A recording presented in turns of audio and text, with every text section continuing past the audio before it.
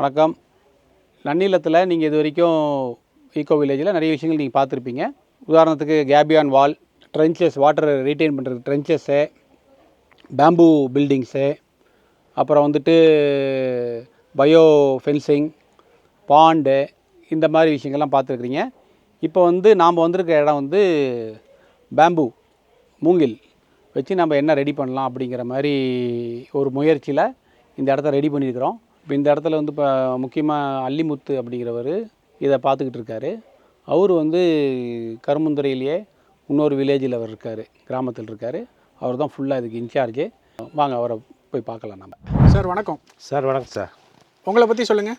என் பேர் அல்லிமுத்துங்க. நான் ஈச்சக்காடு கிராமத்துலேருந்து வேலை செஞ்சுட்டு இருக்கிறேங்க. பல வருஷமாக இந்த மூங்கிலில் வேலை தெரியுங்க. ஒரு 10 ஆண்டாக செஞ்சுட்டு இருக்கிறேங்க.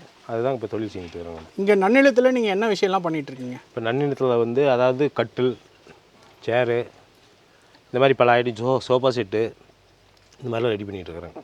எந்த மாதிரி மூங்கில் நீங்கள் தேர்வு செய்வீங்க? நல்லா விளைஞ்ச மூங்கலாக இருக்கணுங்க.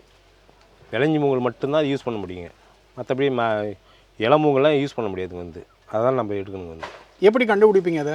விளைஞ்ச மூங்கில் நல்லாவே தெரியுங்க. நிறமாக இருக்குங்க. புது மூங்கில் வேறு நிறமாக இருக்குன்னு வச்சுங்க.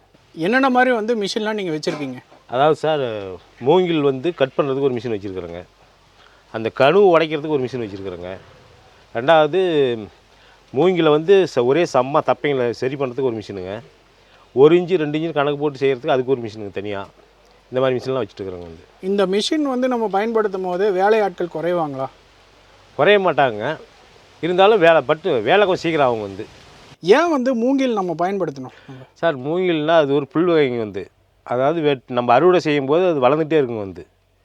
மரம்னா வெட்டினா மணி துளுக்காதுங்க. அது ஆனால் மூங்கில் துளுத்து மாதிரி மேலும் மேலும் வளர்ந்துகிட்டே இருக்குங்க. அதனால தான் அதை யூஸ் பண்ணுறேங்க நாங்கள். இந்த ஃபர்னிச்சருக்கெல்லாம் எவ்வளோ லைஃப் இருக்குங்க சார்? சுமார் ஒரு 30 வருஷத்துக்கு ஒன்றும் பிரச்சனை கிடையாதுங்க. 30 வருஷத்துக்கு நல்லா 30 வருஷம் நல்லா இருக்குங்க. அதாவது நாங்கள் மூங்கில் அறுவடை பண்ணி ட்ரீட்மெண்ட் பண்ணி எடுக்கிறோங்க. அதுக்கு பாயில் பண்ணுறோம்.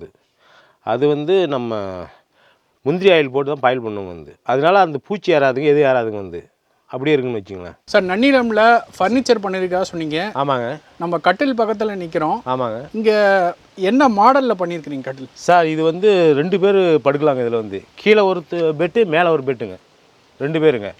இந்த செல்ஃப் நம்ம திங்ஸ் வைக்கிறது செல்ஃபுங்க. இதெல்லாம் தலகாணி அது இது வைக்க எல்லாம் இதில் வச்சுக்கலாங்க. நீங்க வச்சுங்க.